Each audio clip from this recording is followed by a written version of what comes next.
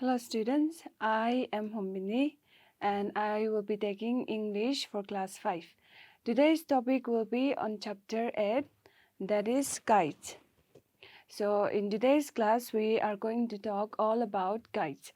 Okay, so this is a history about how guides were invented and how they were spread to different parts of the world. We will first give a little intro about what guide is. Okay, so here is a picture of a guide. You can all see the picture here, right? So there are many different colors, right? You can make many different colors and different shape of guides. So over the years, from the earlier age, see, for at least 2000 years, guides have fascinated people throughout the world. That means people were so much fascinated, they were so amazed by this guide that they wanted to discover and more about and know and learn more about this guide, okay? But we have seen, though people wanted to know more about this guide, we have no real way of finding out who invented them or which country used it for the first time. See, we have known kite since we were little kids, right? And our ancestors also, they use kite. But to this day, there is no real evidence which tells that someone used it for the first time. Okay, there is no evidence that shows a particular country were the first to make kite. Okay, so the history of kite is still unknown. Okay, so kites are made from light and unbreakable material, and so it decays easily, right? We all know that kites are made from a very thin paper, right? Sometimes we go and buy that kite paper in order to make kites, right? We use that thin paper and also some thin sticks and all, right? A light material that is very light, that can fly easily, right? If it is heavy, it will not be able to fly. So we use thin material to make kite, right? And that is why kite, they decay easily. Okay, that means they get destroyed easily when it rains and the paper gets water, it dissolves, right? The paper is so thin that it decays very easily. Okay, so how in order to understand a kite, what we have to do is we have to rely on traditions, legends, documents, and illustration to make it, as we have very few examples of guides that are more than 200 years old. See, guides, since they decay easily, we cannot preserve it for a very long time, right? It will soon decay. So there are less examples of guides that are more than 200 years old. That means there are very few of them guides that have been carried on for a very long time. And what we have to rely on is on the legends, the stories, the traditions, and all that our ancestors practice, right? We have to depend on their stories only, on their instructions only, in order to make the guide. Okay, that is why.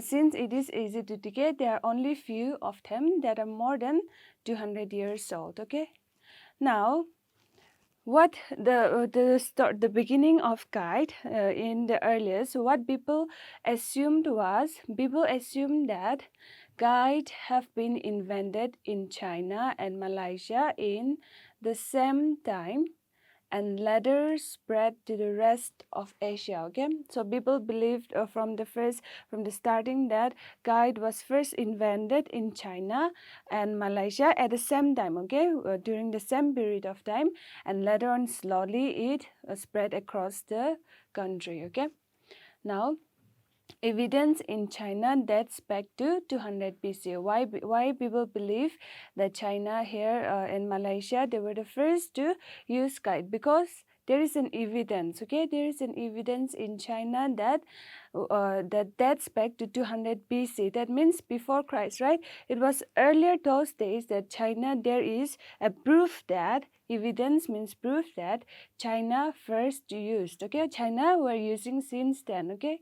Now, general in Han Dynasty used guides as an instrument during war. See, Han Dynasty is a dynasty that ruled over China. Okay, this is one kingdom that ruled over China. During their period, there is a belief that they use kite as an instrument during war. So during war, they were using kite and as in order to help them. Okay, during the period of war. And Chinese legend tells that kites were used to lead fireworks to scare enemies away. See, Chinese legends, legend means stories, okay, ancient stories. So Chinese ancient stories also tells that kites were used to lead fireworks. See, fireworks are those crackers, right? So they use kite in order to lead up the fireworks, so that during war, okay, so that when the enemies see the fireworks all cracking, they will get scared, okay. So they use kite in order to lead up those and so that the enemies will run away, okay. Now that is the history of kites in China and Han Dynasty. Now, the purpose of kites in Asia continent. Okay, Asia is a continent, right?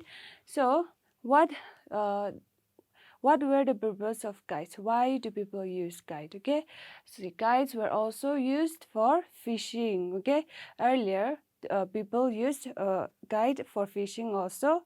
They also use kite for lifting construction material on top of building. Okay, they will tie the stuff on the kite, and with the help of the kite, it will carry up. Okay, so they use kite during the construction as well.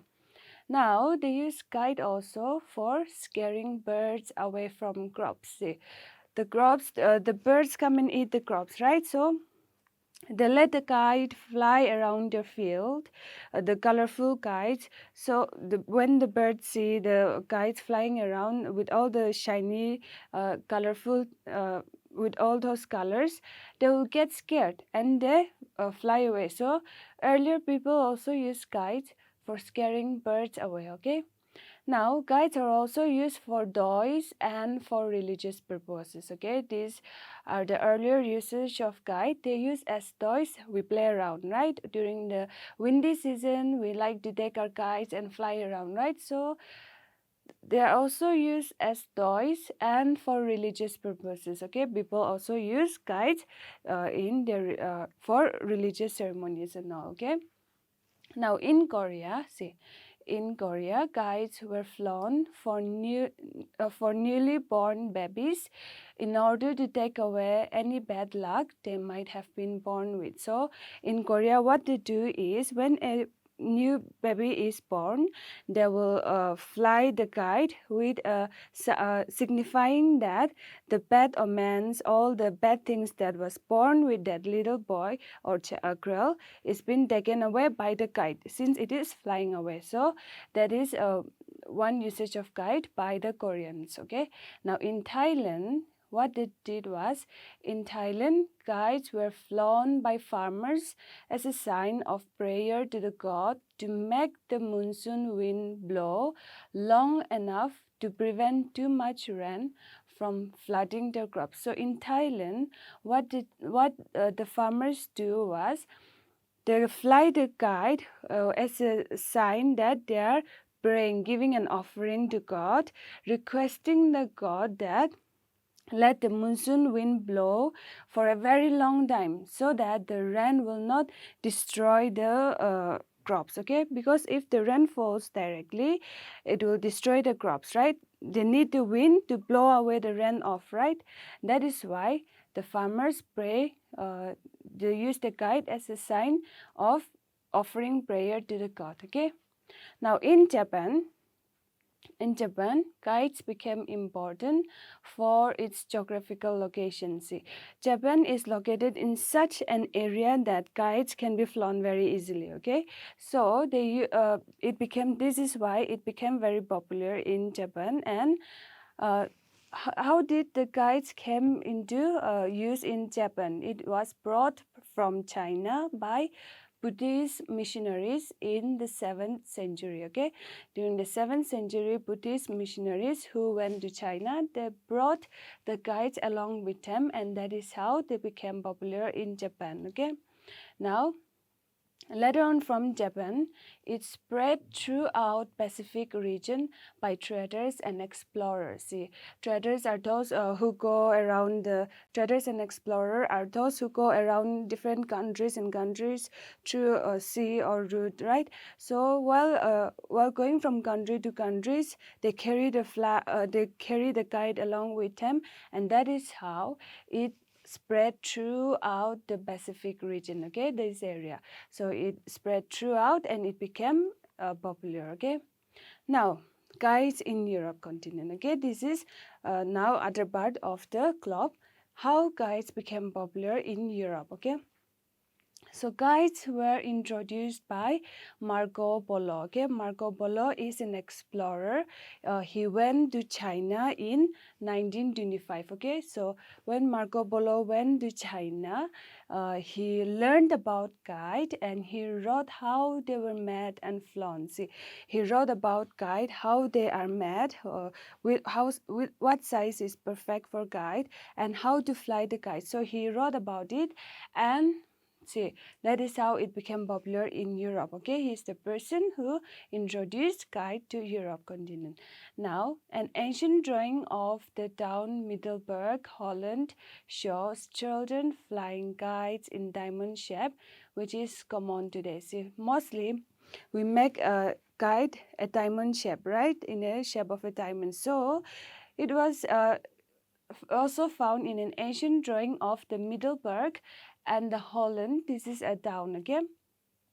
So it was an ancient drawing was also found in Middelburg and Holland that children were flying kites. Okay, those ancient drawings were also discovered.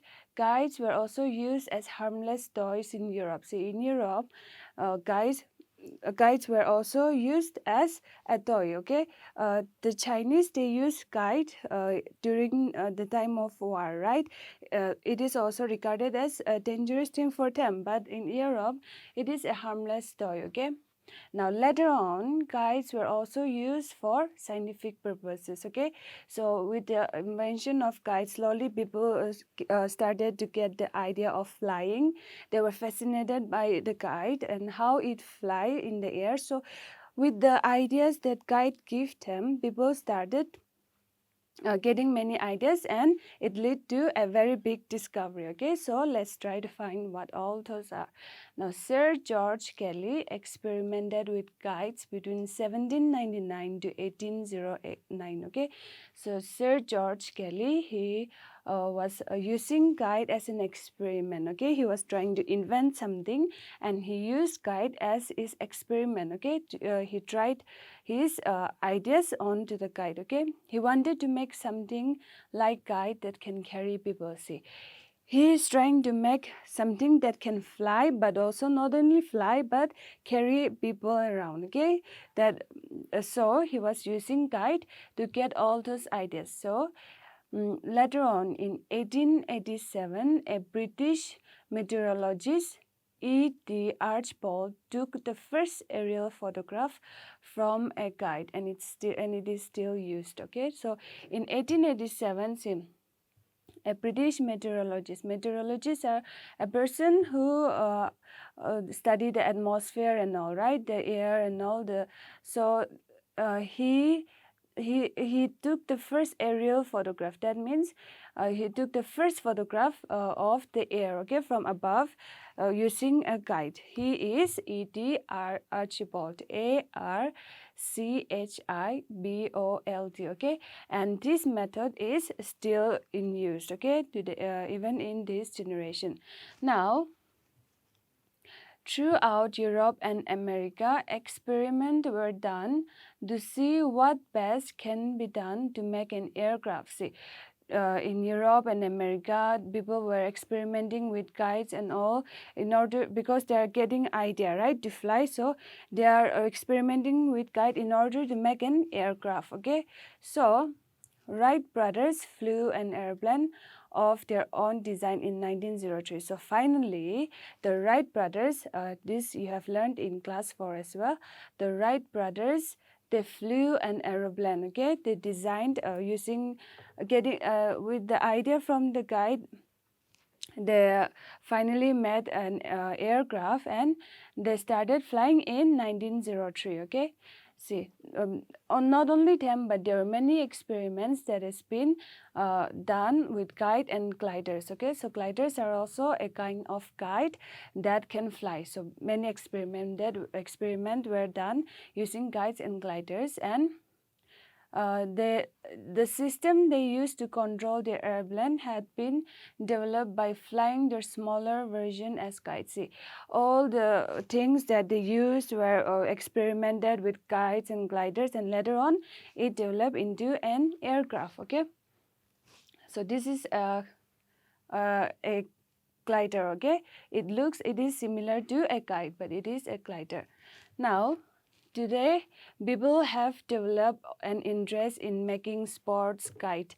So people have also started making kites for the purpose of sports activities also. So these kites are used or are this kite use two or four lines rather than one, and see, and may be steered around the sky, often at speed in excess of 100 km/h. So these kites were made of with two sticks, or if not four. Okay, sometimes we use two, sometimes they use four in order to make the kite and fly. Okay, so depending on the speed they use the sticks. Okay, but those should be a very light material, because you cannot carry heavy things with a kite, right? So in Thailand, Malaysia, Japan,